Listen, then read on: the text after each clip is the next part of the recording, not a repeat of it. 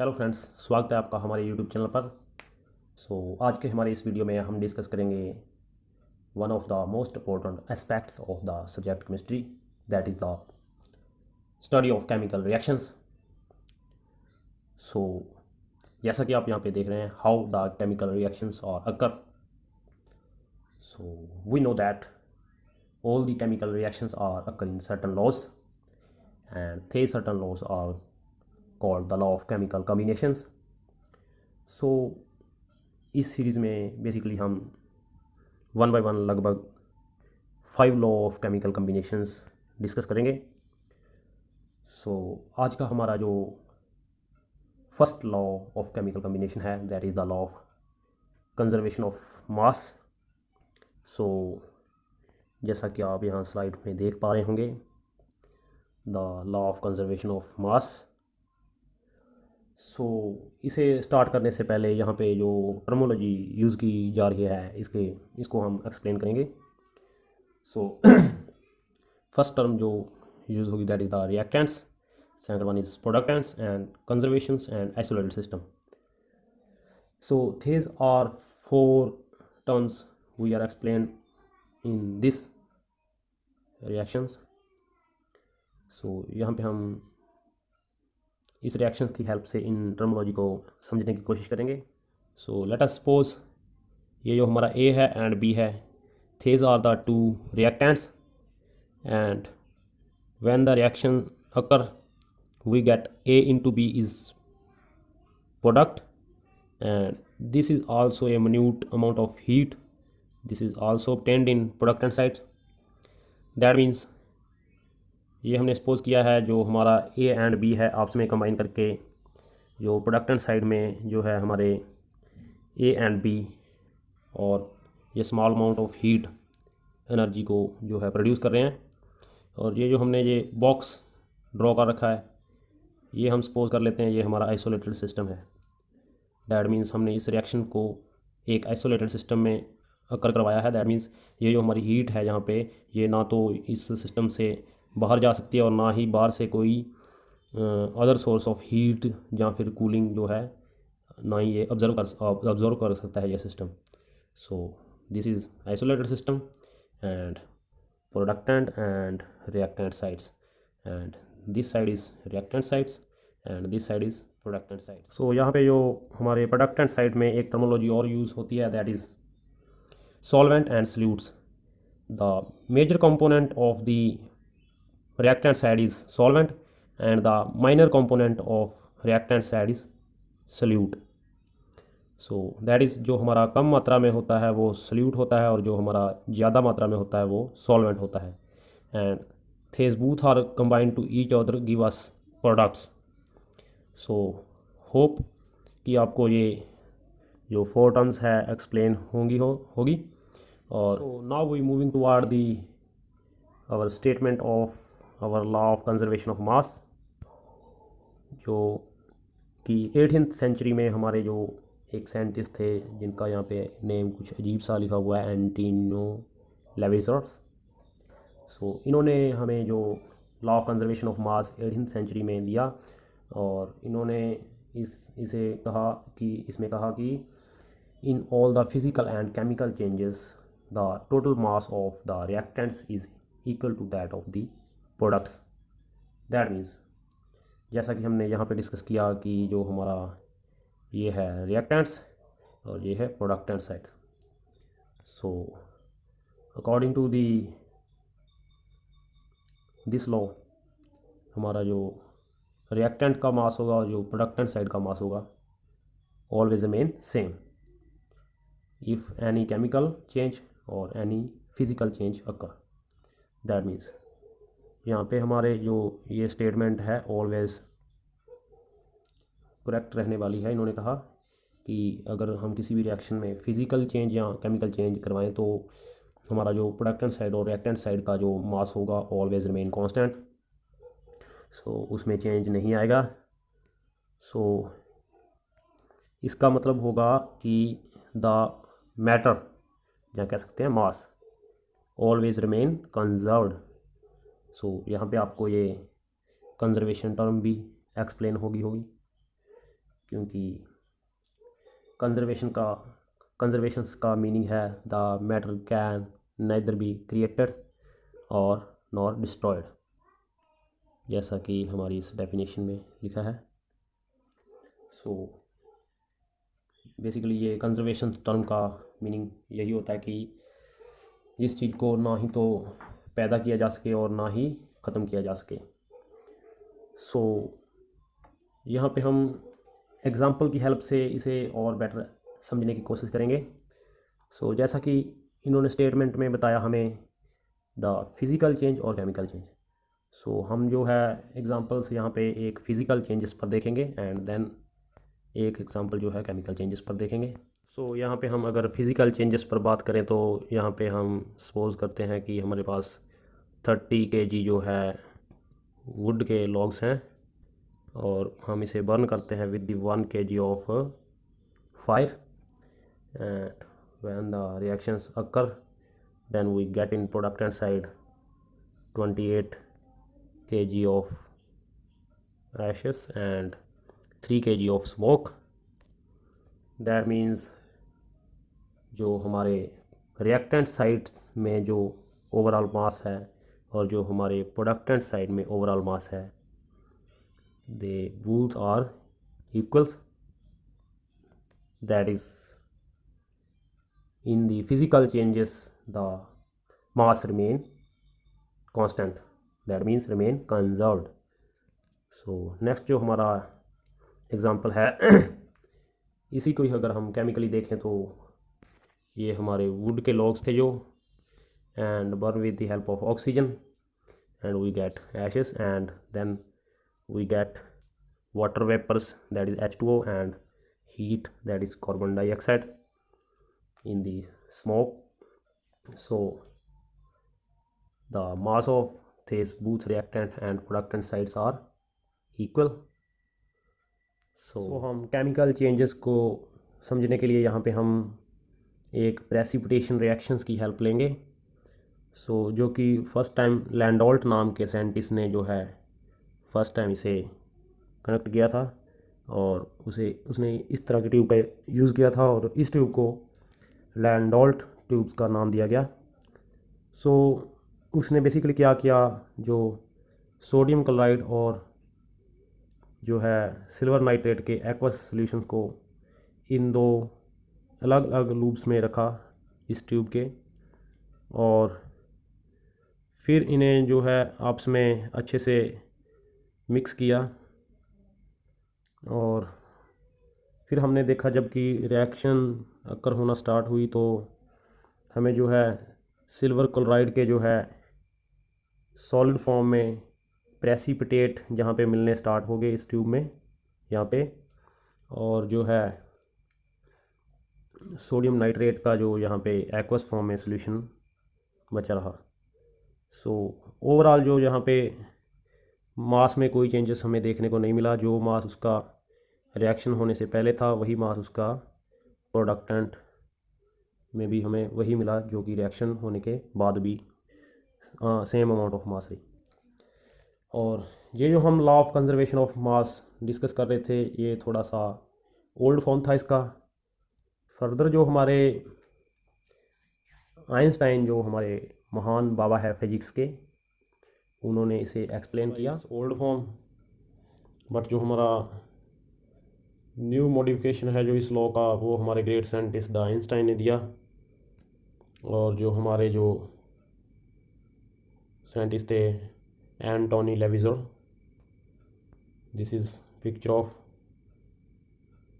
Antony Lavoisier 1789 में इन्होंने हमें this fundamental law of conservation of mass दिया। आइंस्टाइन ने इस लॉ को अमेंड किया और उन्होंने उनकी जो इक्वेशन ड्राइव की थी उन्होंने E = mc²। उन्होंने बताया कि जो हमारा रिएक्टेंट साइड में होता है कुछ जो होता है हमारा मास जो एनर्जी की फॉर्म में, that is by this relation, जो कुछ हमारा मास होता है वो एनर्जी की फॉर्म में जो है सराउंडिंग्स में जहाँ एटमॉस्फेयर में चला जाता है अगर हमारी रिएक्शंस है जो आइसोलेटेड सिस्टम में अकर ना की जाए तो।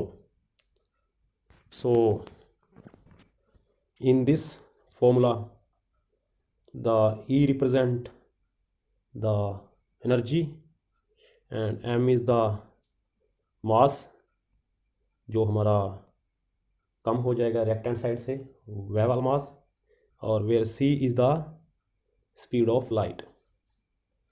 सो by this law Einstein explain the energy mass relation. So nowadays the law of conservation of mass is termed as the law of conservation of energy and mass. So that's why nowadays law was modified by Einstein, and so this law was later amended by the Einstein in the law of conservation of mass energy, which describe fact that the total mass energy in a system remain constant. So this is now correct law. So ये जो हमें Einstein ने law दिया, इसकी help से हमें पता चल सका कि जो एनर्जी है ये मास में चेंज हो सकती है, और जो हमारा मास है ये एनर्जी में कन्वर्ट हो सकता है।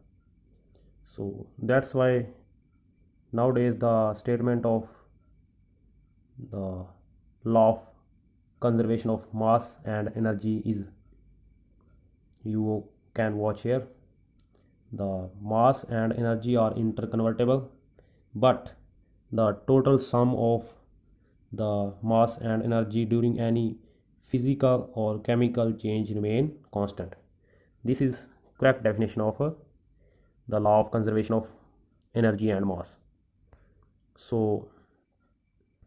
जैसा कि यहाँ पे आप देख सकते हैं, however the law of conservation of mass remain useful, जो हमारा पुराना लॉ है वो भी यहाँ पे यूज़फुल होगा। वो कैसे? सिंस जो हमारी केमिकल रिएक्शंस होती है उनमें जो हम हीट एनर्जी सपोज करते हैं, दैट इज़ जो प्रोड्यूस होती है, जहाँ कंज्यूम होती है in any chemical reactions, they can occur, they may be occur in very minute amount. That's why the law is also useful for the chemical reactions. और जो इसके एप्लीकेशंस है the law of conservation of मास के, वह हम next slide में discuss करेंगे। सो जो ये हमारा PDF है ये आपको डिस्क्रिप्शन में प्रोवाइड कर दिया जाएगा। सो नेक्स्ट स्लाइड में हम देखेंगे कि इसके जो हमारे जो लॉ में इस चेंज को समझने के लिए हम इस रिएक्शंस की एग्जांपल का हेल्प लेंगे।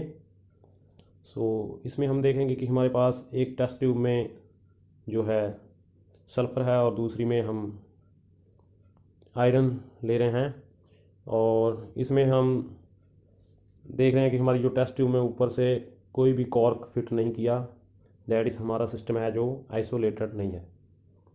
सो जब हमने इन दोनों को मिक्स किया एंड देन हमने इसे हीट सप्लाई की और फिर इसे कूलिंग के लिए रखा, कुछ टाइम के लिए ये ग्लो करेगा, एंड और जब ये कूलिंग के लिए रखा जाएगा तो हमें ऐसा प्रोडक्ट एंड साइड मिलेगा, दैट इज़ आयरन सल्फाइड। सो जैसा कि आप नेक्स्ट साइड में ऑब्ज़र्व करेंगे, in this is our sulphur and iron. जब हमने इन दोनों को मिक्स किया तो हमने यहाँ पे हीट अप्लाई की, और जो है ये हीट जब हमने बंद की तो कुछ समय के लिए ये ग्लो करेगा, एंड फिर हमने इसे कूलिंग के लिए रखा और बाद में हमें जो ये है आयरन सल्फाइड की फॉर्म में मिल जाएगा। सो ओवरऑल दिस रिएक्शंस में हम क्या देखेंगे कि जो हमारा जो है, अगर सल्फ़र जो है इसका मास जो है 32 ग्राम है और हमारे जो आयरन के जो एलिमेंट है इसका जो मास है 56 ग्राम होगा। तो जब इनकी हम रिएक्शंस कराएंगे और जो हमारी प्रोडक्टेंट साइड है वो 88 ग्राम की मिलेगी हमें, और जहाँ फिर इससे कम मिलेगी। क्यों कम मिलेगी? यहाँ पे ये लेस देन का साइन दिया है, क्योंकि यहाँ पे जब हमने हीट अप्लाई की और देन इसे कूल किया तो कुछ ना कुछ हीट जो है हमारी सराउंडिंग्स में चली गई होंगी। इन जो हमारा मास है in the form of heat जो है सराउंडिंग में चला गया होगा। सो क्योंकि यहाँ पे हमारा जो सिस्टम था वो आइसोलेट नहीं था। सो आई होप कि आपको हेल्प मिली। इस लॉ का ओवरऑल कंक्लूजन निकालने के लिए इस लॉ को बेसिकली 3 की पॉइंट्स में डिवाइड करेंगे। So these key points are, first, the law of conservation of mass states that mass in an isolated system neither created nor destroyed by chemical reactions or physical transformation. So this is first key point, and then जो हमारा second key point है, according to law of conservation of mass, the mass of the products in a chemical reactions must equal the mass of the reactants. So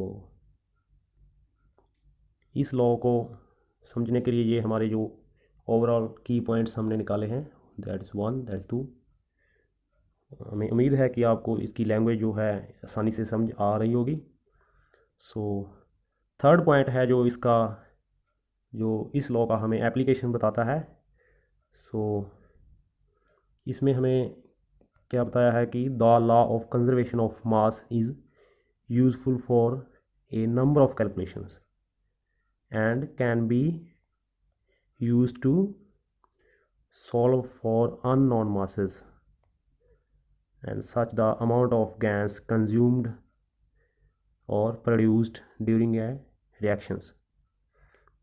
So ये जो सबसे बड़ा इस law का application है कि अगर हमारे पास कोई रिएक्टेंट्स है और उसमें अगर कोई गैस इन्वॉल्व हो रही है, जहाँ इवॉल्व हो रही है, जहाँ कंज्यूम की जा रही है, मतलब जहाँ फिर वो रिलीज़ कर रहा है रिएक्टेंट से प्रोडक्टेंट साइड, तो उसमें जो है हमारा ये लॉस उस गैस की अमाउंट को मालूम करने में हमें सहायता करता है। अगर हमारा ये सिस्टम अगर आइसोलेटेड ना होता तो इसमें जो है ये वाली हमारी हीट सराउंडिंग में that is in form of gas या किसी भी फॉर्म में बाहर निकल जानी थी, और हमें फिर आसानी से पता चल पाता कि हमारा जो प्रोडक्टेंट साइड का वेट जो है मास कम हो चुका है दैट हमारी रिएक्टेंट साइड से। सो ऐसे हम इजीली जो है हमारे मास गैसेस मास का पता लगा सकते हैं। सो अब हम जो है हमारे जो प्रीवियस क्लासेस डिस्कशन थी उसे रिकनेक्ट करनी चाहूँगा आपके साथ। सो प्रीवियस क्लास में हमने देखा कि matter, material and substances, these all are the same things, and further जो ये है हमारे मटेरियल्स हैं वो 2 फंडामेंटल यूनिट से जो बने होते हैं, that is 1 is atom and molecules या फिर कंपाउंड्स। जो मॉलिक्यूल्स हैं और कंपाउंड्स हैं वो एटम से ही बने होते हैं। और एटम को अगर हम ब्रीफ में डिस्कस करें तो एटम के पास एक सेंटर में जो होता है, इसके सेंटर में जो एक पॉजिटिवली चार्ज होता है that is called nucleus, and जो इसके सराउंडिंग में ये सेल्स होते हैं और इन सेल्स में जो है नेगेटिवली चार्ज इलेक्ट्रॉन्स है रिवॉल्व करते रहते हैं। और ये स्ट्रक्चर कैसे आई हम इस हमारे इस थर्ड यूनिट में डिस्कस करेंगे, द स्ट्रक्चर ऑफ एटम, उसमें हम इसे डिटेल में डिस्कस करेंगे। सो नेक्स्ट जो है हम मॉलिक्यूल्स और कंपाउंड्स के बारे में, अगर आपको इनके बीच में जो एक मिन्यूट सा डिफरेंस होता है जो कि स्टूडेंट्स के बीच में काफ़ी कन्फ्यूज़न क्रिएट करता है, सो अगर आपको पता है तो प्लीज़ कमेंट बॉक्स में राइट कीजिएगा। सो मैं इसके ऊपर नेक्स्ट वीडियो में जो है डिस्कशन करूँगा आपके साथ। सो फिलहाल मैं यहाँ पे एग्जांपल्स दे रहा हूँ, that is O2H2 and that is methane CH4 and water H2O। सो आपने यहाँ इनमें से बताना है कमेंट बॉक्स में कि कौन सा है जो मॉलिक्यूल्स है और कौन सा है जो कंपाउंड्स भी है और मॉलिक्यूल्स भी है इस एग्जाम्पल में से। So thanks for listening, God bless you all and please share the video with your friends.